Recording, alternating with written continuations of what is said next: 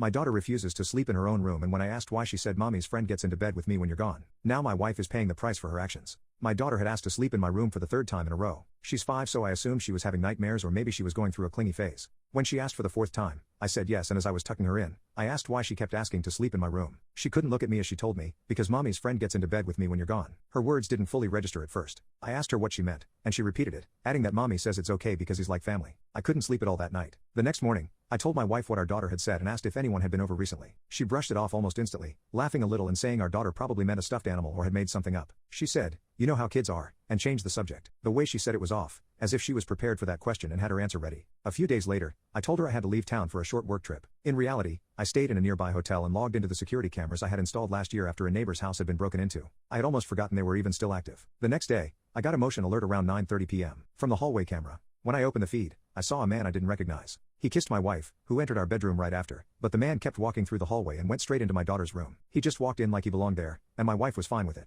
I was so scared for my daughter I instantly got in my car and drove straight home. When I walked through the door, I didn't say a word, not even when my wife popped out of our room and nervously asked me what I was doing back home so early. I pushed past her and went into my daughter's room. I turned the light on and there was this man, under the covers with my daughter and hovering over her like he was ready to pounce. Everything after that was a blur. I threw punches, he fought back, my wife yelled at me to stop, my daughter cried hard. After he was blue in the face, I picked up my daughter, grabbed her bag and walked out of the house. We spent that night in a hotel, and by morning I had already contacted a lawyer and filed for emergency custody. When the footage was reviewed, there weren't many questions. It was clear what had been happening, and the judge granted me full custody without hesitation. My wife tried to fight back, saying I had assaulted a man and my daughter wasn't safe with an abusive and violent man. The judge didn't rule in her favor because it was obvious I was protecting my daughter. They ruled it self-defense and sentenced my wife and the man to a couple years in prison. My daughter doesn't see her mother anymore, and I don't talk about that night unless I have to. She doesn't ask to sleep in my bed anymore, she just does, and every night I make sure she knows she's safe.